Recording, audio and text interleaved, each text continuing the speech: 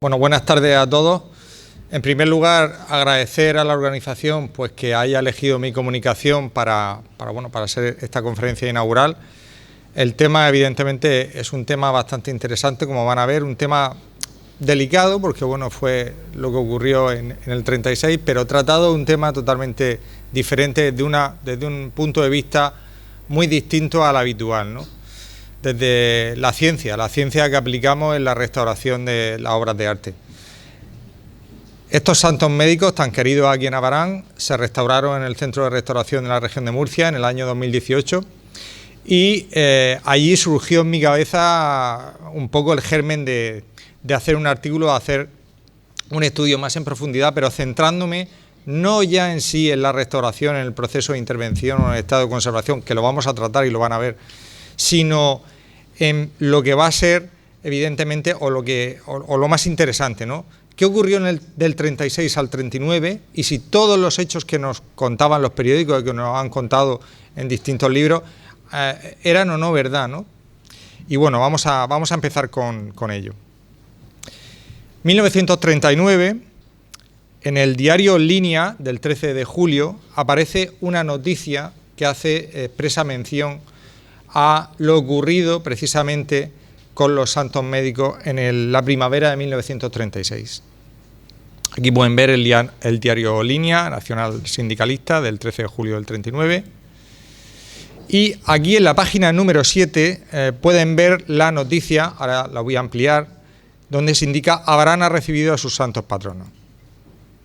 Aquí vemos la noticia donde, subrayado en negrita, en mayúsculas, hay distintos apartados. Fueron destrozados y arrojados al río por la Horda Roja. Milagrosamente se han conservado los trozos extraídos sin faltar uno. Profanación y rescate de las imágenes. Misa de desagravio. Los santos en su iglesia. Una noticia que hay que leer y entender dentro del panorama sociopolítico de la España de 1939, nada más terminar la Guerra Civil. Voy a resumir algunos de las líneas, de los fragmentos que me parecen más interesantes de destacar, ¿no? Porque luego los vamos a ir comentando. En Abarán cundió la noticia como reguero de pólvora.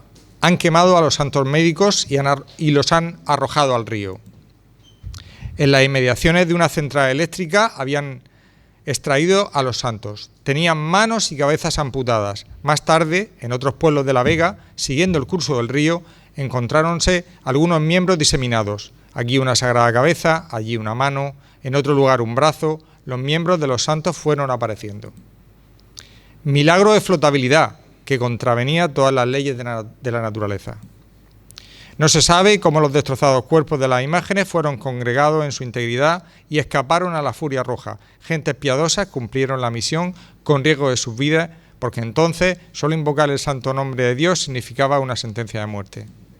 Lo cierto es que hoy, día 9 de julio del año de la victoria, los santos médicos han aparecido revividos a la vista de sus patrocinados. Evidentemente, estos son unas frases, unas líneas publicadas y realizadas en 1939, en julio del 39. Una noticia de la que podemos entresacar los siguientes datos. En primer lugar, las efigies de los santos fueron rotas, quemadas y arrojadas al río. En segundo lugar, la gran mayoría de los trozos fueron recogidos en una central eléctrica próxima. Se describe que tenían las manos y cabezas amputadas. En tercer lugar, se hallaron otros trozos en otros pueblos de La Vega, una cabeza, una mano, un brazo. En cuarto lugar, las imágenes fueron flotando a lo largo del río, pues se habla de milagro de flotabilidad, entre comillas, lo de milagro. Se desconocía cómo fueron recopilados los trozos y recuperados, hablándose solo de gentes piadosas sin dar nombres. El 9 de julio de 1936 las imágenes volvieron a Abarán. He encontrado esta hoja de la fiesta de recepción de los santos patronos, que me parece bastante interesante, porque se indica el programa para ese día, y es llamativo que a las 4 de la mañana ya se hace una diana con la banda municipal por las calles de Abarán, en plena noche. Y a las 6 de la mañana se peregrina hacia el lugar donde se hallan los santos para conducirlos hasta el pueblo. Yo pensaba que a lo mejor era las afueras del pueblo, pero si salen a las 6 y la misa se hace a las 9, no sé, a lo mejor se lo llevaron todavía más lejos. Una información que he complementado con los datos aportados por José Carrasco Molina y José David Molina Templado, que escribieron en su libro Los santos médicos de Abarán, arraigo de una devoción, en el año 1992. Aquí tienen el libro, que les recomiendo si no lo han leído, porque es muy interesante. Los datos aportados en el libro de José Carrasco Molina y José David Molina Templado son los siguientes. Los trozos de las imágenes se salvaron al quedar atrapados en el rastrillo de la central eléctrica de Nicolás Gómez, en Blanca, donde 2 trabajadores de la misma, Brígido Buendía y Jerónimo Maquilón, Gerines, rescataban las imágenes en 17 trozos. Lo de 17 trozos después lo vamos a analizar y veremos cómo a lo mejor no eran tantos. Cuando encontraron las imágenes solo le faltaba una mano, que días más tarde apareció en la central eléctrica de Archena. Siendo precisamente estos autores los que nos muestran lo que ocurrió con las imágenes tras ser sacadas del agua del río Segura, relatándonos que fue Estanislao González Belandrino, sacristán de la iglesia parroquial de San Pablo, quien se hizo cargo de los santos, o mejor dicho, de los fragmentos de estos, escondiéndolos en una primera instancia para, poco después, llevarlos al taller de la escultora Carmen Sánchez en Murcia, para que los restaurase. Una estancia en el taller de la escultora que estuvo a punto de costar cara, tal y como relatan estos autores, ya que un día, por sorpresa, los exaltados asaltaron el taller, destruyendo casi todo lo que había dentro de él, pero salvándose casualmente las imágenes de los santos médicos. Aquí tienen lo que sería posteriormente la fábrica de luz, la central hidroeléctrica de Blanca, de Abarán, gracias. Y entonces se supone que en la central eléctrica aquí habría el rastrillo, el canal de derivación y bueno, en esta zona quedarían enganchados los trozos que evidentemente eran grandes. Aquí vemos lo que era o lo que es un rastrillo. Este es un rastrillo de otra central hidroeléctrica, de otra fábrica de la luz, donde pueden ver que cualquier objeto grande, cualquier objeto de un volumen importante queda atrapado ahí.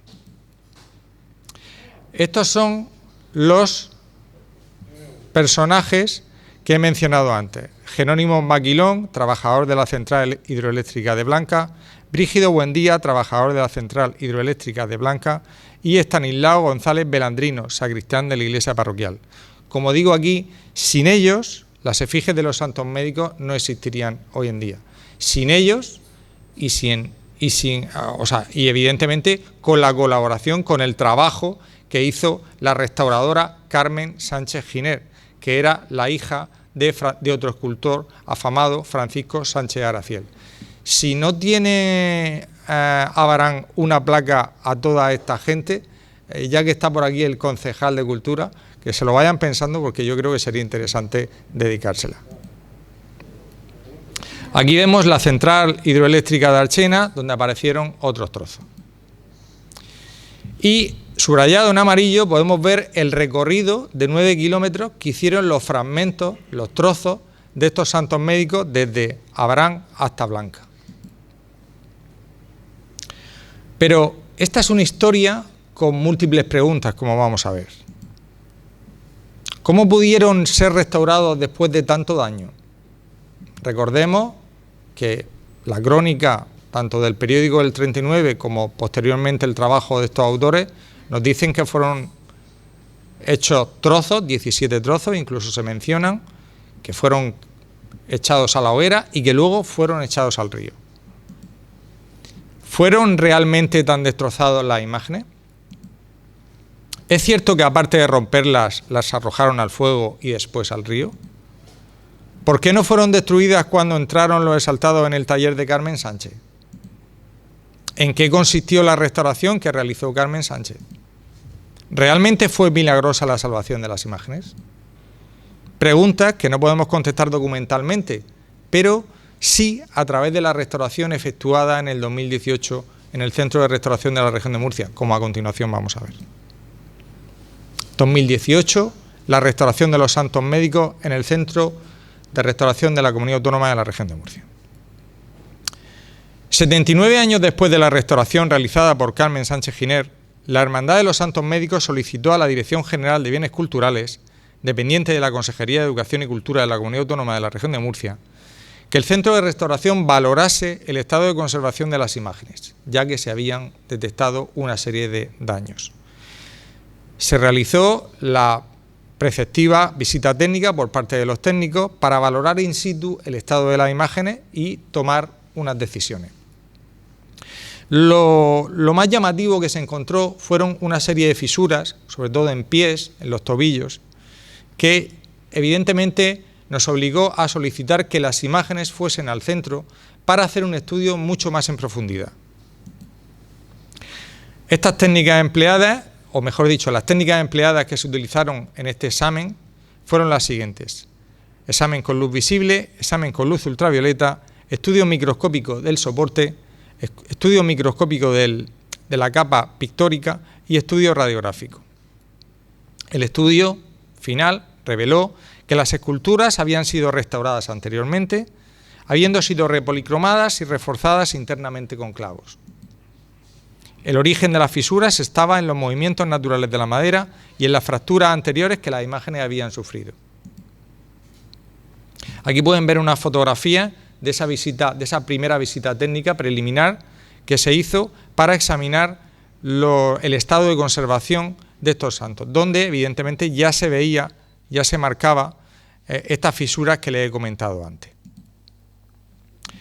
Incluso se examinaron por la parte inferior, levantándolos por ver si había algún problema de carcoma o algún problema en el soporte, pero afortunadamente no. Y como pueden ver por la parte inferior, pues bueno, estos cuerpos se sostienen en los dos tobillos, dos piernas, que harían un poco de cimentación de estos elementos.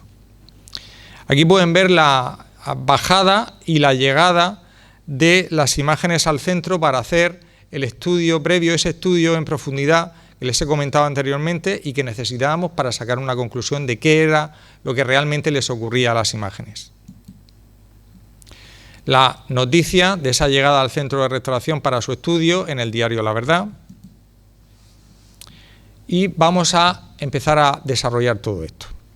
El estudio permitió conocer que el grupo escultórico de los santos médicos está formado por dos pequeñas esculturas independientes que encajan sobre una sencilla base de madera que hace las funciones de peana. Dos efigies que están realizadas en madera tallada, policromada, dorada y estofada, presentando ojos de cristal y un gran ahuecado interno que ahora posteriormente veremos en el estudio radiográfico. Sus dimensiones son de 90 centímetros de altura por 40 de anchura y 35 de fondo. Siendo evidente que aquellas esculturas, a tenor de lo que mostraba el estudio radiográfico y el examen con luz visible y ultravioleta realizado, habían sufrido una restauración anterior que actuó en su interior, repolicromando completamente ambas efigies exteriormente.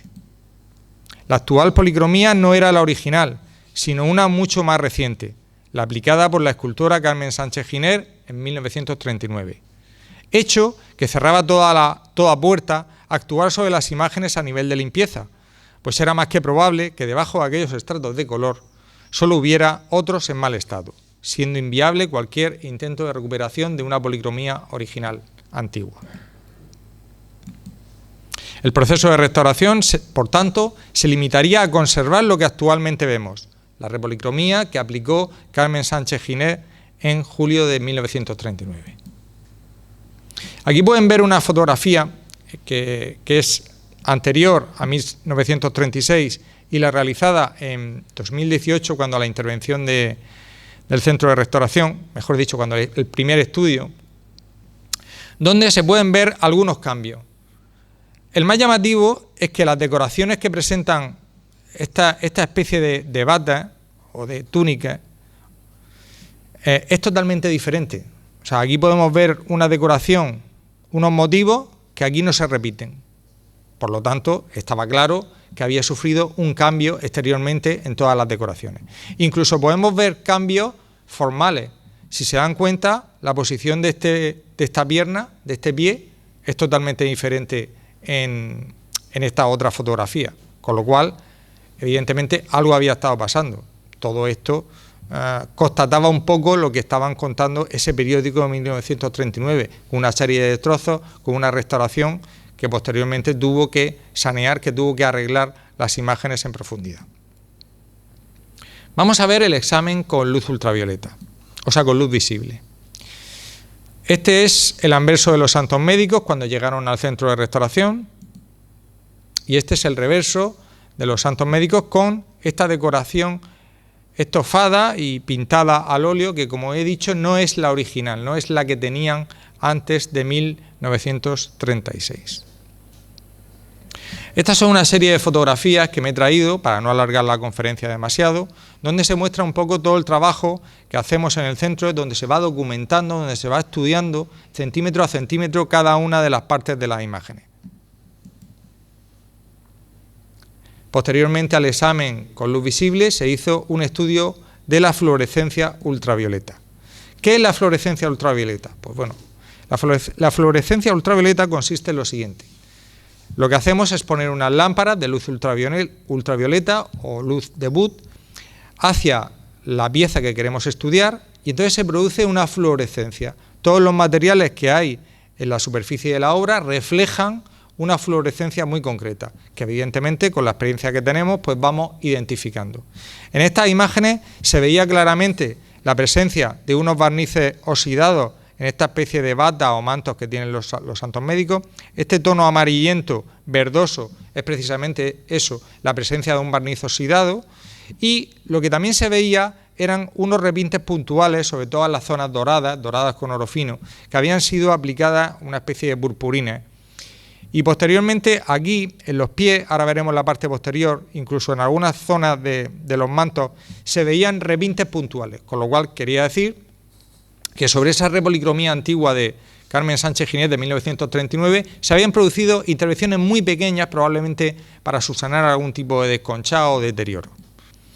Aquí podemos ver la parte posterior de los santos médicos vistos con luz ultravioleta, donde se ve en color oscuro más intenso los pequeños retoques cromáticos provenientes de eso que les he dicho, al subsanar algunos pequeños daños que tenían las piezas.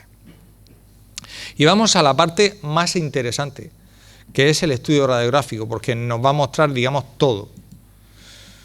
Aquí pueden ver, estos son los santos médicos vistos desde el lateral. Si se dan cuenta, he marcado con dos cuadrados en rojo para que se den cuenta dónde está la cabeza de uno y la cabeza de otro.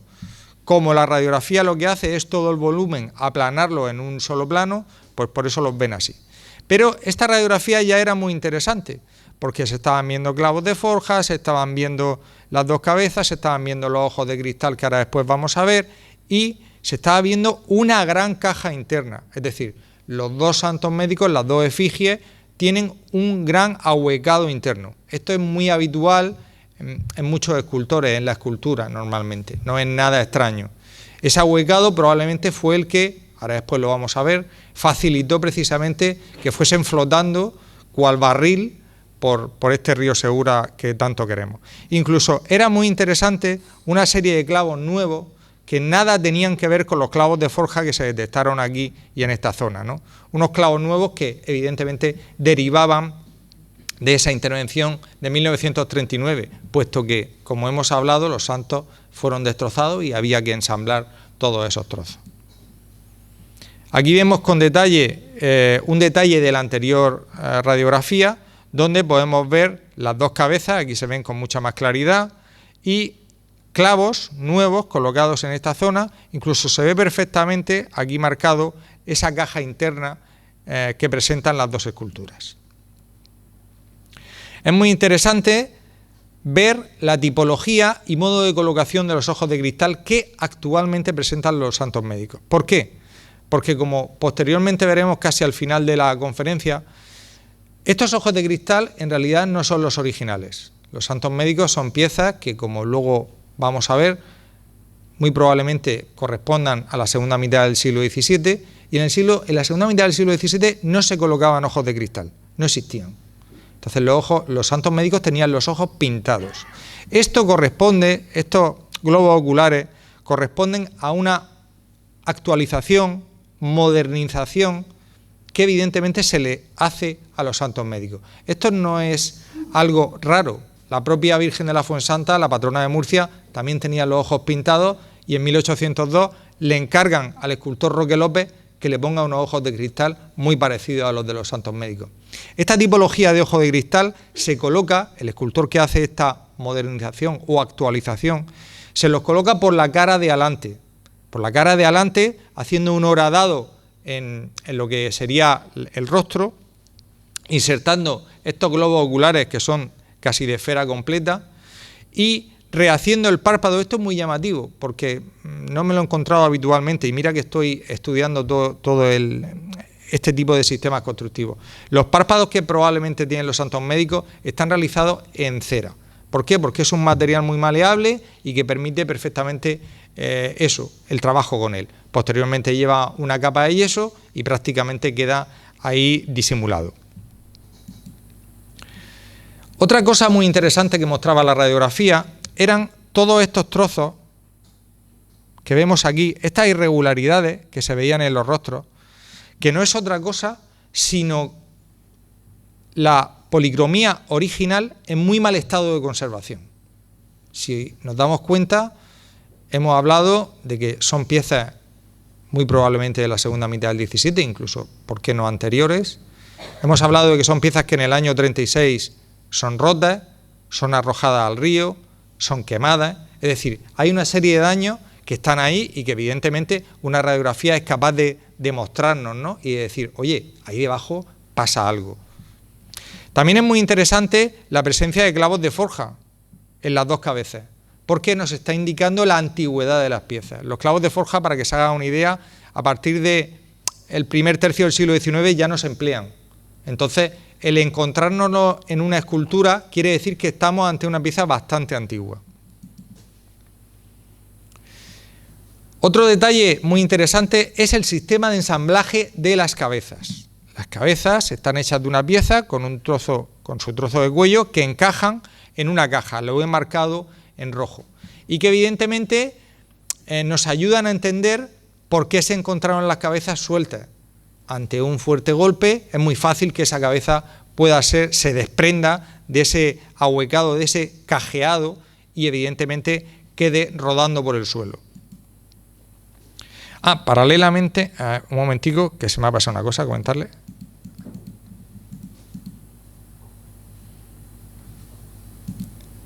Vale, es muy interesante y aquí se ve muy bien el tipo de madera empleada, muy probablemente sea pino, aunque no se ha podido hacer un análisis del soporte, pero por la veta que se aprecia muy probablemente sea pino. Y lo que se ve perfectísimamente es dónde empieza la caja de madera, el ahuecado interior que tienen estas esculturas.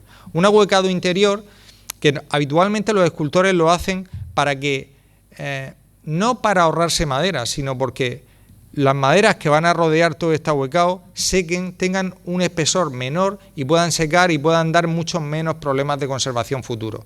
Que evidentemente se ahorran ahí unos cuantos tablones de madera, pues sí. Incluso estas cajas internas, por otros escultores, son empleadas para dejar pequeñas notas o inscripciones que evidentemente en otras intervenciones hemos podido descubrir.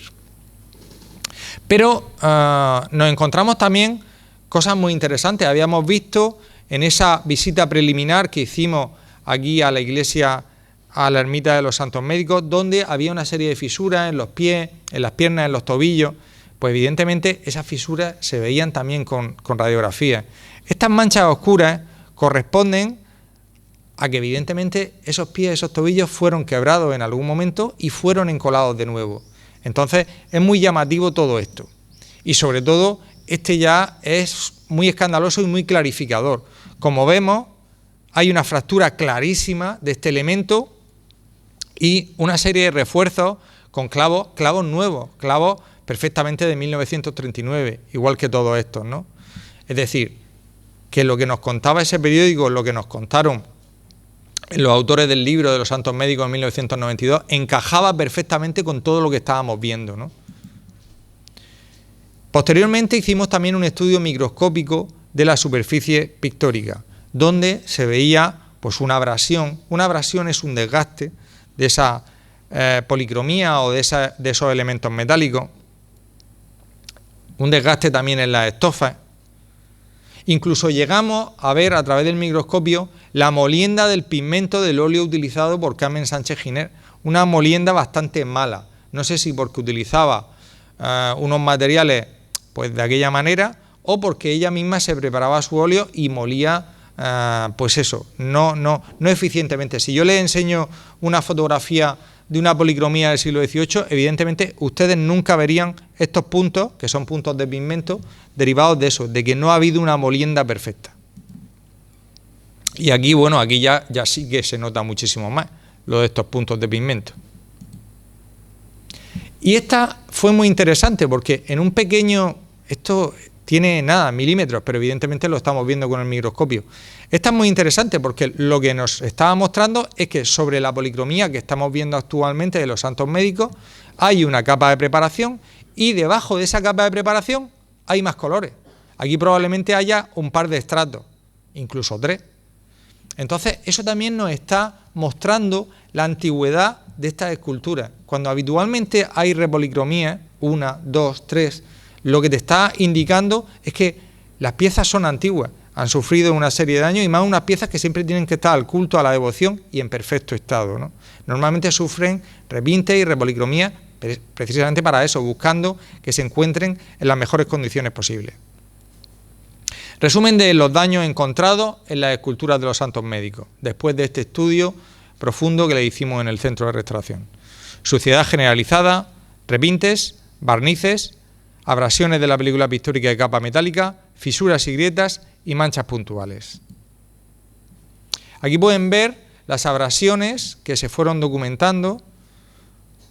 Todas estas abrasiones derivan de que a lo largo de décadas, pues, con más buena intención que acierto, pues se limpian las imágenes y a lo mejor un trapo puede estar humedecido o se puede utilizar algún producto industrial que evidentemente no se debe usar nunca. Pero bueno, evidentemente antes sí se hacía y bueno, sufre esta capa metálica que es muy delicada, sobre todo a la humedad, pues sufre unos daños y como ven, se abrasa, se erosiona y pierde toda la capa metálica. Aquí lo pueden ver también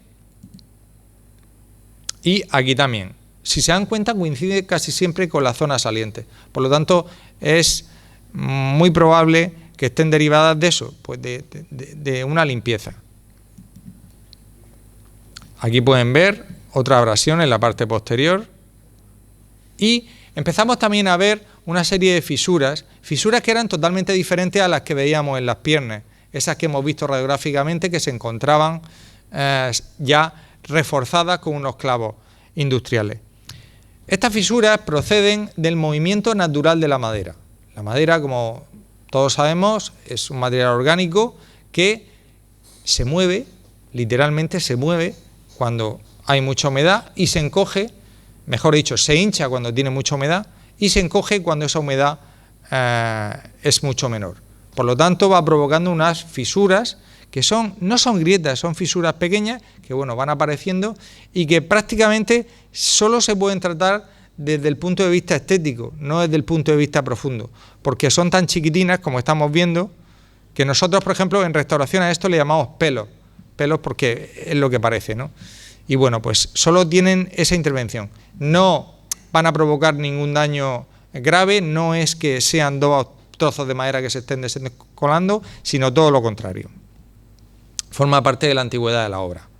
Igual que, muchas veces lo explico yo, igual que a las personas pues nos salen arrugas, a las esculturas muy antiguas les terminan saliendo esas pequeñas fisuras.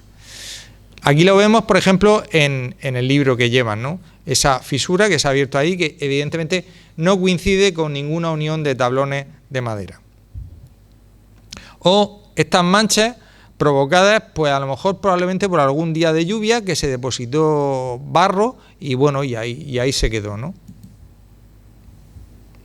Y esto es muy llamativo porque esos ojos de cristal que ya les he dicho que no son los ojos originales, porque estas esculturas son antiguas y no presentaban en origen ojos de cristal, en el momento que les cambian los ojos y que después sufren los daños, muy probablemente en esos daños sufridos en el año 36, algún ojo de estos debió de quebrarse. Este globo ocular debió de quebrarse, salió alguna grietecilla. Entonces la escultora, pues lo único que pudo hacer en ese momento, porque esto es muy complicado, que se te quiebre un ojo y poder subsanarlo, es un tema que desde el punto de vista de la restauración es bastante complejo. Pues lo único que pudo hacer la restauradora fue aplicar un poquito de yeso y encima de ese yeso aplicar un poco de pintura. Por lo tanto, dejando solo al descubierto lo que es el iris. Aquí podemos ver repintes de purpurina sobre todos estos elementos, que es oro fino.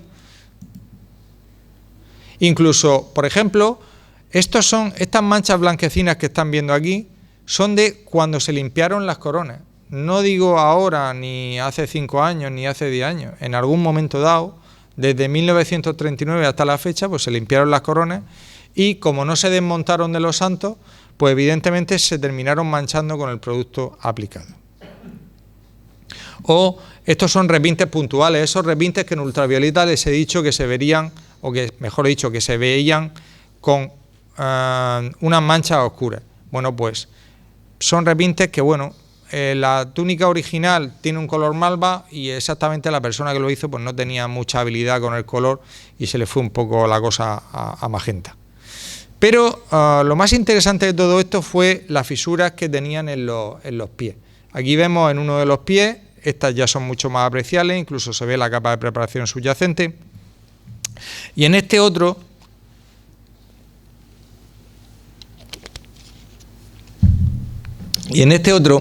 podemos ver unas masas de yeso que evidentemente nos muestran unas irregularidades que eran extrañas, ¿no? Aquí vemos esa fisura. Esta es la fisura que hemos visto interiormente sujeta con esos clavos. Se ve perfectísimamente. Y estas irregularidades de yeso que con luz rasante se apreciaban perfectísimamente. Aquí ya no solo se veían las masas de yeso, sino que directamente se veía una grieta que había sido subsanada y que se había vuelto a abrir y bueno, y se estaba abriendo. Aquí la pueden ver. Por lo tanto, como he dicho anteriormente, la restauración que se hizo de los santos médicos fue una intervención bastante superficial, no ahondando como habitualmente se hace en otro tipo de restauraciones.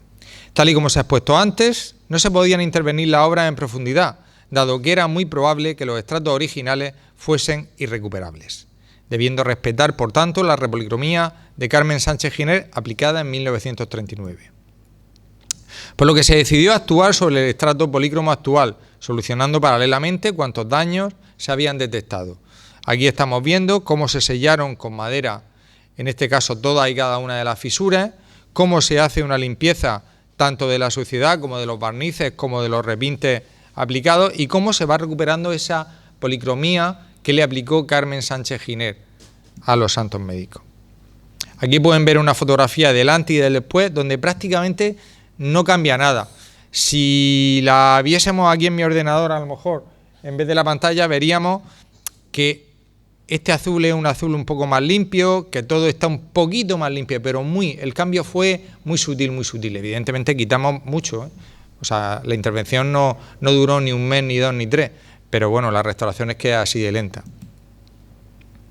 Esta es la parte posterior de los santos médicos, antes y después, donde sobre todo aquí se nota un poco todo ese barniz oxidado que, si se dan cuenta, aquí es casi de color verde y aquí ha cambiado literalmente de color. La fase de abertura y sellado de grietas en los pies y en los tobillos fue clave para constatar muchos de los datos en relación a lo ocurrido en 1936. Hemos visto en este estudio radiográfico preliminar que había una serie de elementos, sobre todo los tobillos, que habían sido fijados y reforzados, encolados y reforzados con esos clavos industriales y además de hace 4 días. No estamos hablando de clavos de forja. Habíamos visto también esta serie de fisuras en los pies. Las fisuras en los tobillos que corresponden precisamente a la radiografía anterior que les he mostrado. Y entonces lo que nos planteamos fue, bueno, a esto hay que abrir un poco para ver exactamente a dónde llega el problema. Eso es lo que se hizo, abrir un poco para ver hasta dónde llegaba el problema. Aquí, si se dan cuenta, ven la cabeza de un clavo oxidado, de esos que se metió en diagonal para fijar, Y aquí, cuando abrimos, ya nos encontramos una grieta mucho más profunda, mucho más importante, que evidentemente había que sanear. Sanear quitando todo el yeso con el que se había rellenado. ¿Por qué? Porque el yeso no es un material elástico, no se va a adaptar nunca a los movimientos naturales de la madera, y ese elemento había que quitarlo de ahí y sustituirlo por otro elemento mucho más flexible, como fue en este caso la madera de balsa, que se fue metiendo a base de muchas cuñas. Es interesante también ver el estrato, el espesor de yeso que tenían las policromías originales encima. Evidentemente porque el estado inferior de todo eso era muy problemático.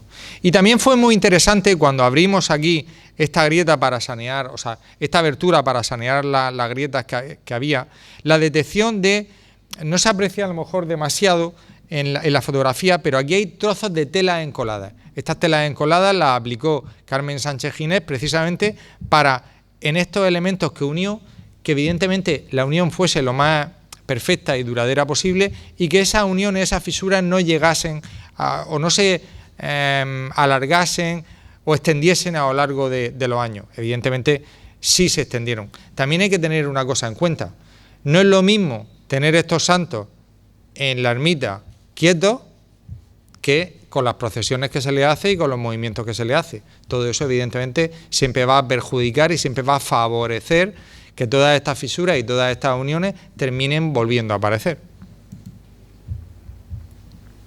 Esta pequeña cata, dentro de que mantuvimos todo y que no se profundizó, pero en este pie sí hicimos una pequeña cata para ver un poco lo que había debajo. Si se dan cuenta, debajo de este marrón hay otro marrón muchísimo más claro, incluso aquí aparecen estratos negros como si fuese una hebilla de color verdoso. Es decir, que estos santos médicos evidentemente eran muy diferentes a lo que estábamos viendo, incluso a esa fotografía, la más antigua que se conserva, anterior a 1936. Los daños sufridos por las imágenes en la primavera de 1936, su detección a través de la ciencia aplicada a la restauración. El análisis de una obra de arte, a través de diferentes técnicas de análisis y diagnóstico, unido a los datos que la propia restauración va aportando, puede revelar muchos datos en torno a la vida de la obra, como hemos podido ver, mostrándonos con nitidez cualquier daño que haya podido ocurrirle a lo largo de su vida, así como a las intervenciones a las que haya sido sometida para subsanar dichos deterioros. Sabemos, por las descripciones antes expuestas, que en 1936 las imágenes fueron gravemente dañadas, lanzándolas supuestamente también al fuego, siendo posteriormente arrojadas al río.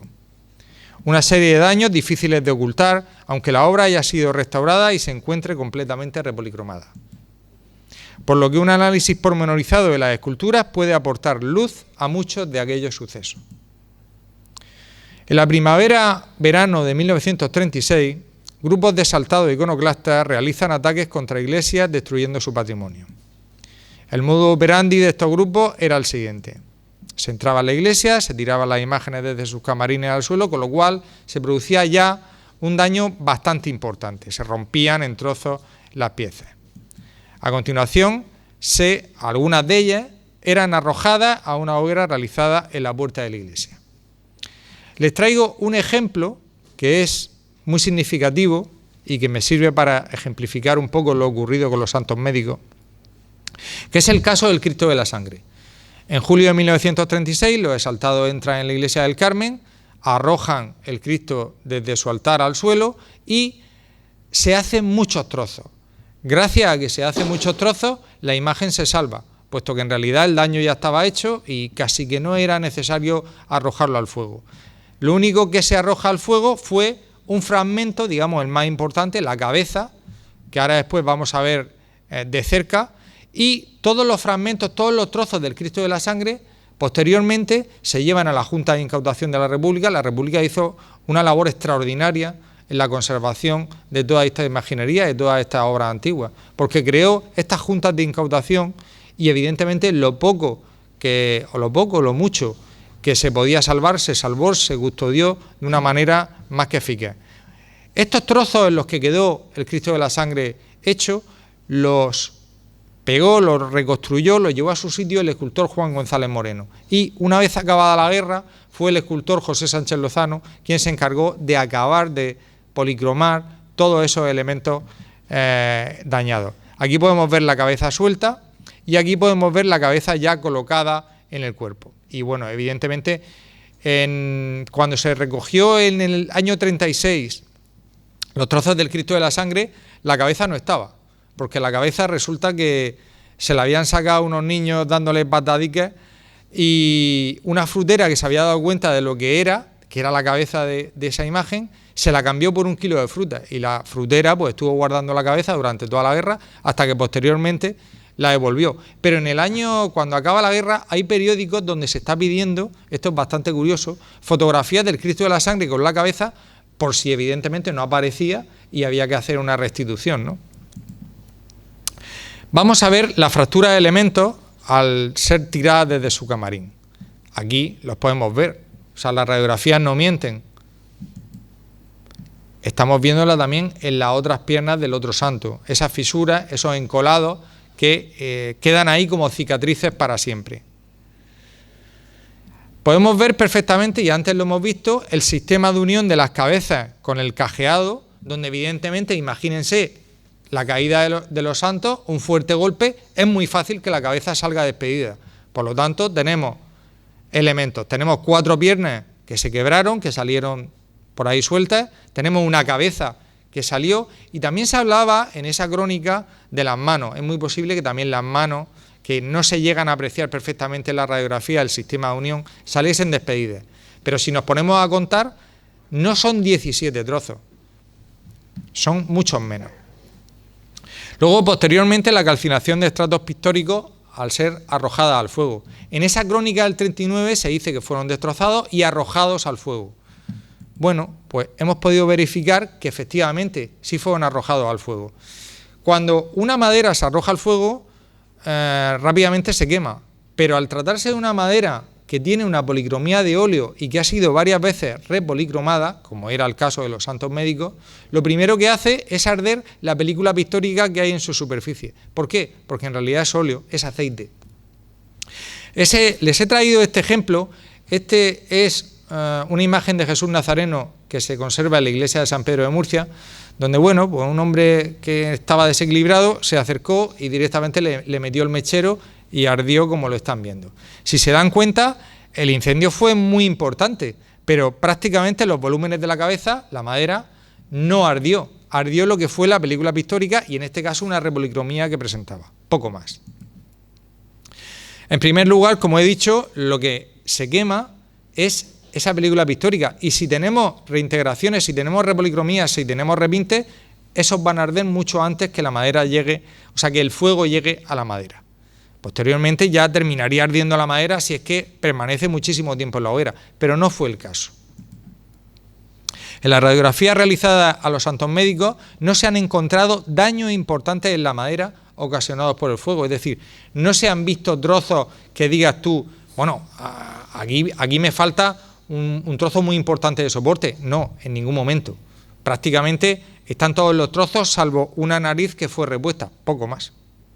Y probablemente la nariz fue repuesta porque evidentemente se perdería, o bien en la iglesia cuando cayeron los santos y se destrozaron, o bien porque si lo echaron al río, pues una nariz es un elemento así de pequeño que es muy fácilmente que se quede enganchado por cualquier sitio. Sí se han hallado signos de calcinación en los estratos polícromos subyacentes. Aquí podemos ver el daño que provoca el fuego en una imagen que está policromada. Si se dan cuenta, los volúmenes de la escultura se conservan. Bueno, él no conserva la nariz porque también se le rompió con ese golpe tan grande, pero prácticamente todos los demás volúmenes sí están. Y como podemos ver, lo que pasa con esa película pictórica es que directamente empieza a arder. Al tener una base de aceite empieza a arder y entonces no permite que ese fuego penetre dentro. En las microfotografías que se hicieron en ese estudio preliminar de los santos médicos se pudo verificar que había estratos inferiores donde había restos de calcinación. Aquí podemos ver uno, aquí podemos ver la madera quemada en esta zona, incluso podemos ver toda esta zona muy calcinada. O cuando se abrieron esas pequeñas catas que antes les he mencionado en los pies y las grietas para sanear el tema de las fisuras, se encontraron estos detalles que evidentemente nos estaban mostrando una policromía anterior que estaba calcinada, que estaba quemada, que estaba ennegrecida. Aquí la pueden ver con un poco más de detalle.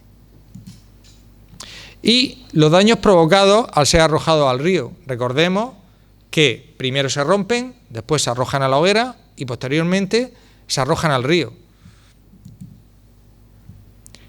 ¿Cuál es el daño causado por el agua del río?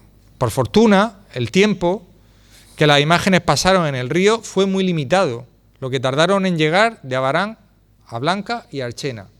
De Abarán a Blanca hay aproximadamente 9 kilómetros y Archena un poco más. Poco tiempo de exposición es igual a menos daño y evidentemente aún así la humedad es la mayor enemiga de la escultura, siendo los daños más graves en las zonas que estuvieron mucho más en contacto con el agua. Esa humedad es una enemiga tremenda de unas policromías como esta, unas policromías que tienen una base muy importante de yeso. El yeso es un material muy higroscópico que evidentemente al contacto con la humedad pues lo que hace es hincharse y provocar el desprendimiento de los estratos superiores. Y también es malísimo las zonas doradas, en cuanto le echas una gota de humedad ya apaga y vámonos. Con lo cual imagínense también el estado de esas piezas al pasar por el río. Evidentemente, como he dicho antes, las superficies que más tiempo estuvieron en contacto con el agua son las que más daños tendrían. Una vez sacadas del río, las maderas se hincharían, provocando el desprendimiento de los estratos polícromos que presentaban encima la madera. Les he traído este ejemplo para que vean los daños que una humedad, unas filtraciones, pueden provocar en una escultura. Esta imagen es el San Agustín de aquí de Ojot, ya que estamos hablando del Valle de Ricote. Esta pieza fue restaurada hace por lo menos más de una década en el centro de restauración y viene en un estado de conservación más que deficiente. Si se dan cuenta, literalmente la cara se le desprende a trozos. ¿Por qué se le desprende la cara a trozos? Pues porque esta policromía presenta un estrato de yeso muy importante y, como he dicho anteriormente, el yeso es un material muy higroscópico que ante un exceso de humedad pues va a provocar hinchamiento y va a provocar desprendimiento de evidentemente esos estratos polícromos y pictóricos. Aquí pueden ver los desprendimientos y aquí también pueden ver más desprendimientos. La restauración de Carmen Sánchez. Yo la he titulado, tanto en la comunicación como aquí, una segunda vida para los santos médicos, porque sin esa restauración, evidentemente, no tendríamos hoy a los patronos de Abarán en su ermita. ¿En qué consistió la restauración de Carmen Sánchez Giner? Pues lo primero de todo, en pegar, en adherir los trozos sueltos, reforzarlos con clavos, que es lo que tenía a su disposición, y repolicromar la escultura. No tenía otra posibilidad. Imagínense este daño hoy en día, con las técnicas y con los avances que la restauración ha sufrido, prácticamente tendríamos que haber hecho lo mismo que ella. Nos encontramos, a lo mejor hoy en día, bueno, si los santos médicos no estuviesen en un santuario, en una ermita, y fuesen piezas de museo, a lo mejor directamente se hubiesen conservado tal cuales, se hubiese hecho una consolidación y se hubiesen conservado tal cuales, con esos daños, ¿no? Pero evidentemente había que ponerlo en luz, como se dice popularmente, ¿no? Había que arreglarlo. ¿Qué se encontró en la escultura? Pues se encontró unas esculturas rotas, con graves daños en sus estratos polícromos, con calcinación de la película pictórica, con levantamientos y desprendimientos de estratos como consecuencia de la humedad, con maderas hinchadas como consecuencia del tiempo que habían pasado en el agua. Motivos más que suficientes por los cuales, cuando los exaltados entraron al taller, como nos mencionaban los autores de este libro, y destrozaron todo lo que había allí, por eso se salvaron los santos médicos, porque en realidad lo que la escultura tenía eran unos trozos de imágenes en muy mal estado de conservación. Entonces eso también favoreció que evidentemente no llamasen la atención, no unas piezas que estaban allí medio rotas, medio hinchadas, medio reventadas literalmente por el agua, pues evidentemente no llama para nada la atención de alguien que quiere destruir una imagen. Carmen Sánchez Giner, que es, yo le he llamado antes escultora, se sabe que es hija de Francisco Sánchez Araciel, pero que es una autora de la que se desconoce bastante o prácticamente todo. En la hemeroteca he podido encontrar nada más que 2 datos de ella, de cuando se casa en Moratalla, y en este caso de una restauración que hace en 1928 de la Candelaria de Alhama. Pero hay prácticamente muy pocos datos de esta artista. Pasamos a otro elemento o a otra aportación de esta conferencia muy interesante, que es la atestiguación, la confirmación de que nos encontramos ante 2 esculturas muy probablemente muy antiguas, perfectamente de mediados del siglo XVIII, incluso anteriores. Evidencias documentales y técnicas así lo corroboran. En un artículo del diario Línea del 24 de septiembre de 1955, en su página 6, titulado San Cosme y San Damián, patronos de Abarán, se dice lo siguiente. Del año 1655, mediados del siglo XVII, y coincidiendo con el tercer centenario de su construcción, en un acta relacionada con la visita realizada a nuestra primera ermita, donde se veneraban estos santos, por el licenciado Fray Antonio Martín de Alvarado, religioso de la Orden de Santiago, vicario y visitador general de la villa de Aledo y Totana y de todo su partido, por entonces ya encontrábase esta bastante deteriorada, según se hace saber en dicho documento. Y en él queda perfectamente descrita su modesta arquitectura, y se habla de las imágenes de nuestros santos, ya talladas en madera. Esto encaja con una escultura del siglo XVII. ¿Por qué? Porque, como les he mencionado anteriormente, en ese estudio radiográfico que se ha hecho, se veían clavos de forja. Esos clavos de forja evidentemente corresponderían al siglo XVIII o anterior, porque ya les he comentado que en el primer tercio del siglo XIX ya no se están usando. Pero hay otra cosa muy interesante y muy importante, y es que los ojos que llevan actualmente, los ojos de cristal que llevan actualmente los santos médicos, es una reposición, es una modernización, una actualización de estas imágenes. Evidentemente, eso junto con esa microfotografía donde se veían una serie de estratos, a cada cual más antiguo, pues nos están mostrando, nos están evidenciando que nos encontramos ante 2 piezas muy antiguas, perfectísimamente de 1655, que es cuando se reflejan y cuando se citan, pero que incluso podrían ser anteriores.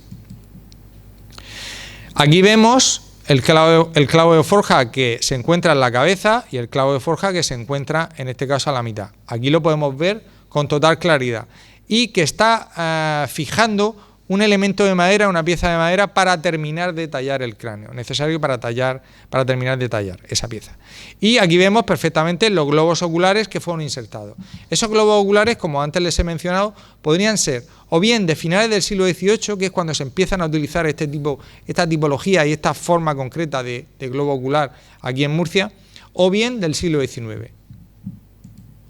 Con ellos, evidentemente, se encuentra Carmen Sánchez Ginés, puesto que si no hubiese pintado, no hubiese aplicado esos yesos a los bordes de los ojos, porque esos yesos están tapando muy probablemente una fractura en el cristal de los ojos, consecuencia evidentemente de los golpes que sufrieron. Aquí les he traído uno de los santos médicos que se conservan. Tenemos también allí en Murcia una pareja de santos médicos que están en la iglesia parroquial de San Pedro.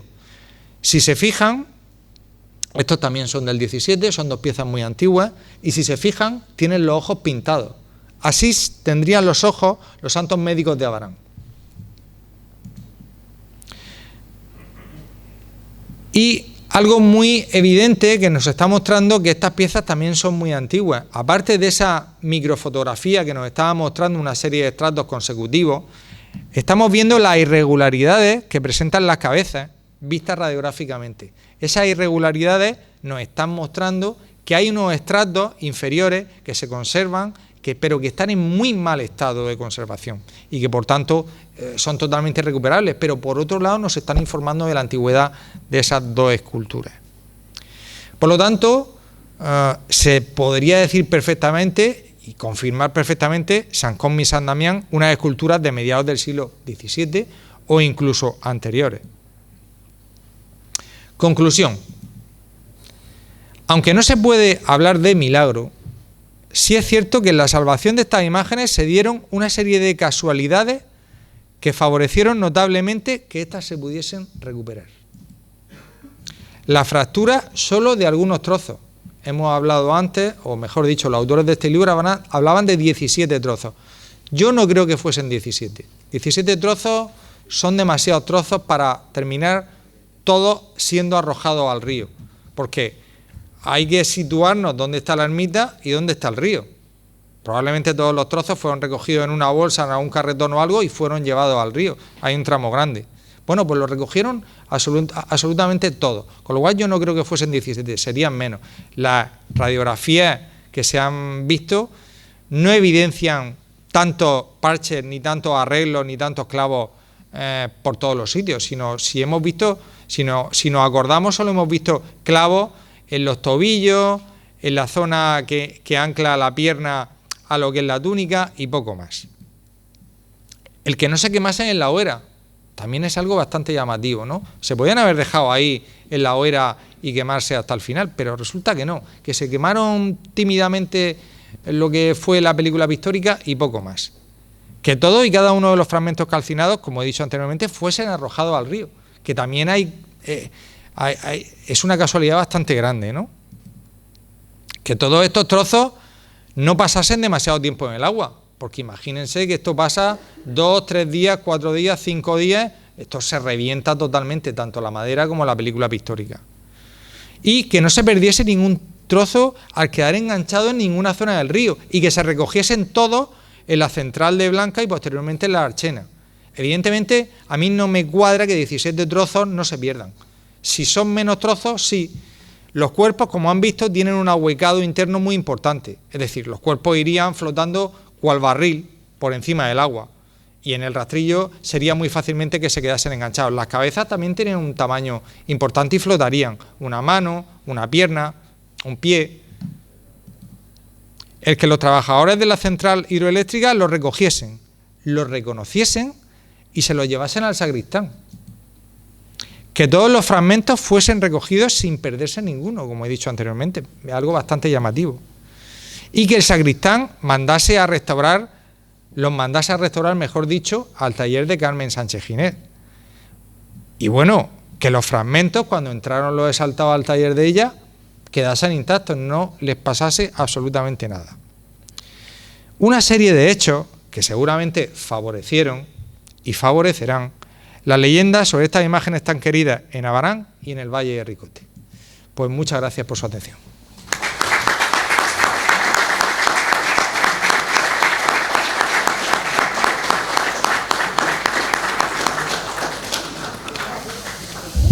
Bueno. Si tienen alguna pregunta, sí, estaré encantado.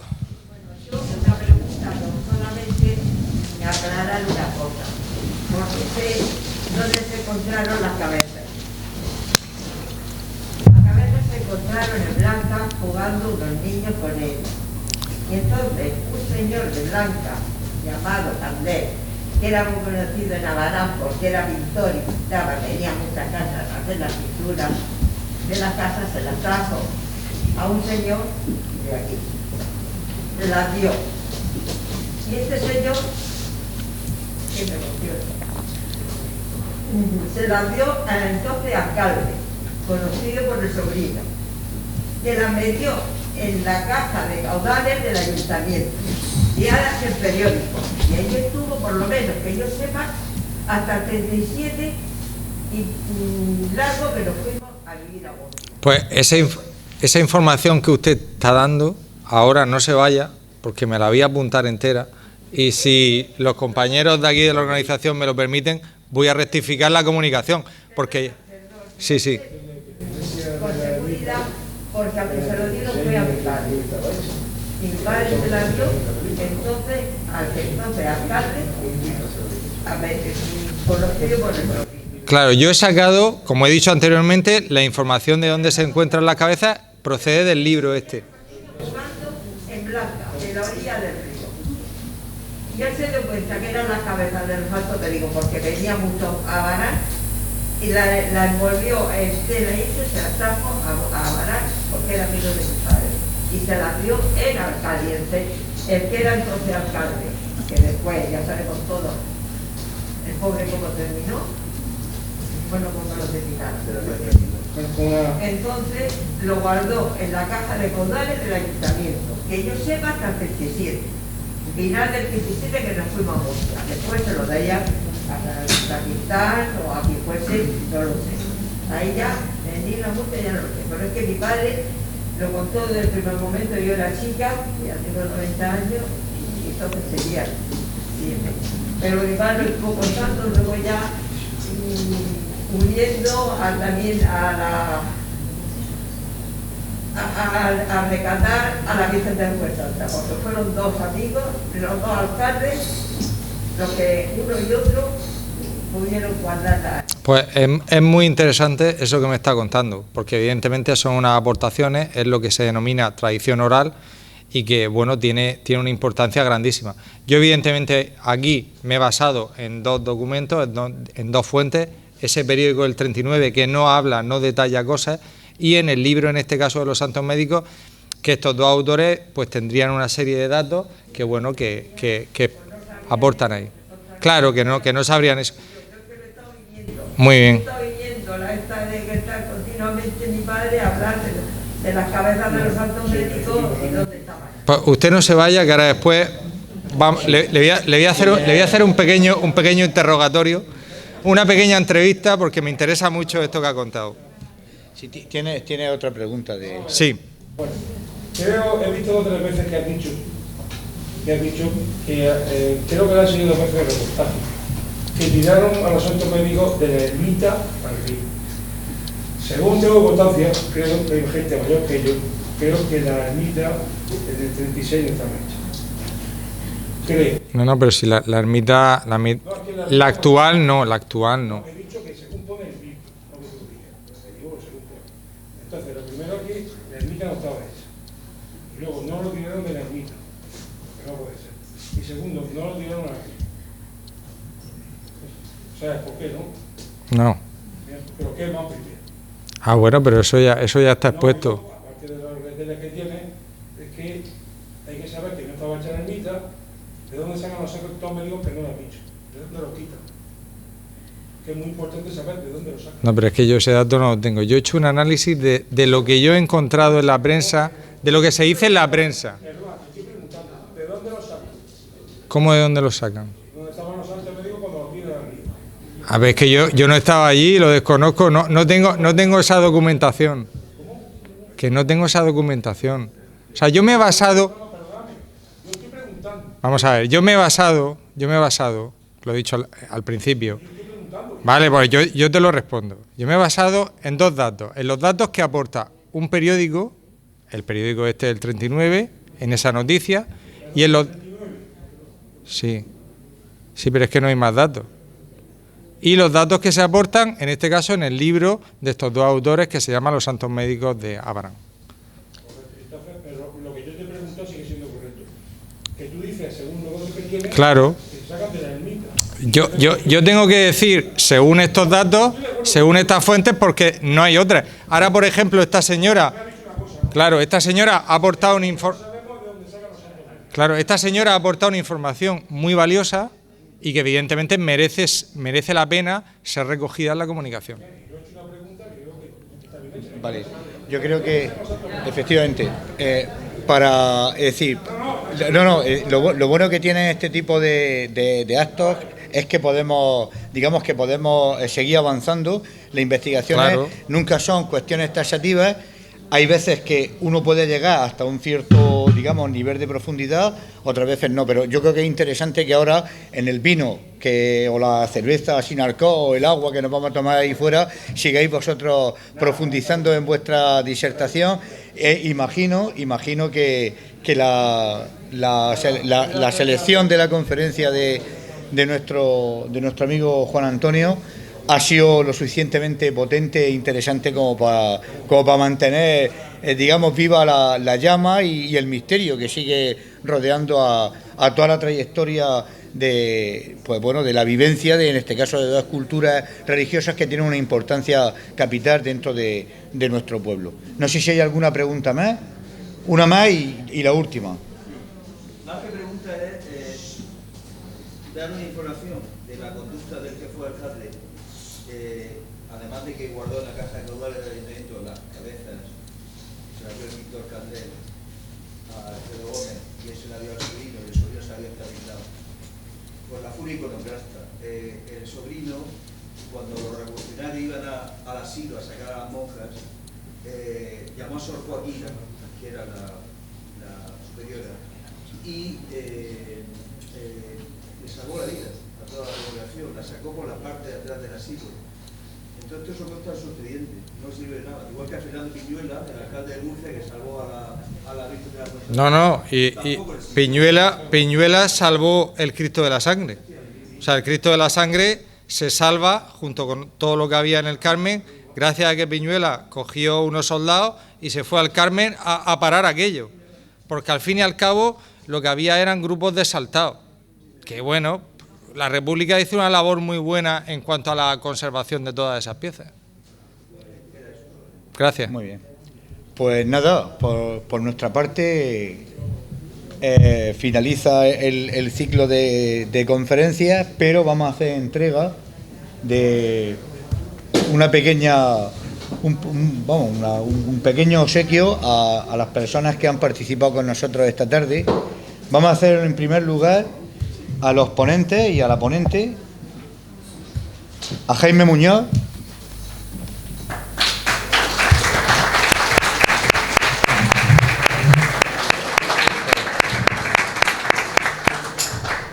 como ya hemos visto que tiene una estabilidad relativa, relativa.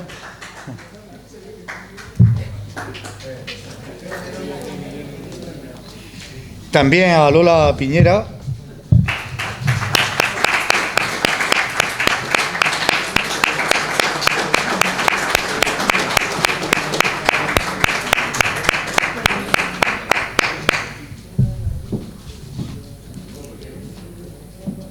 Alfredo Jiménez.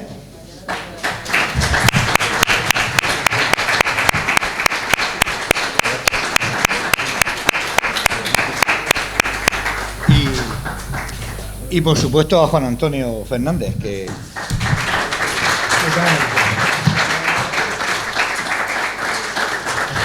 Nada, vosotros.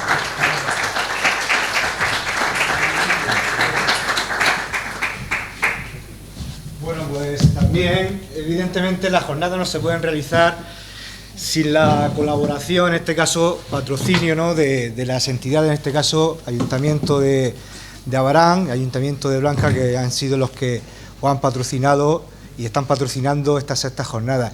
El alcalde Pedro Luis de Blanca se ha tenido que ir porque actualmente, como él ha dicho, está inmenso en una jornada de fin de semana gastronómica tremenda para promocionar el valle, para promocionar evidentemente Blanca a través de este concurso en el que está inmenso, pero sí está aquí para acompañarnos el concejal Felipe de la Concejalía de Cultura en representación del Ayuntamiento de Abarán, que evidentemente vamos a hacerle pues entrega también de estos obsequios.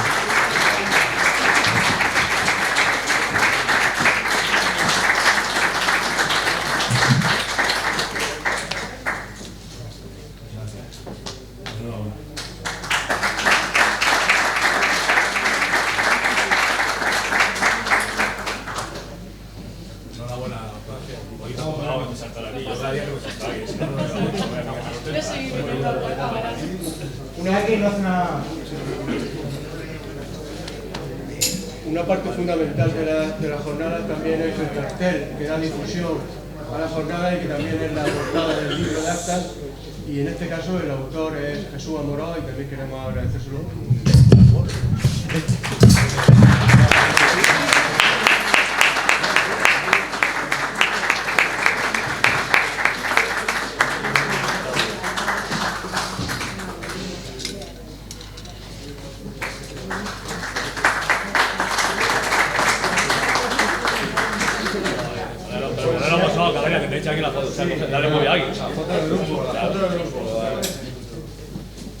¿Ponemos toda la familia?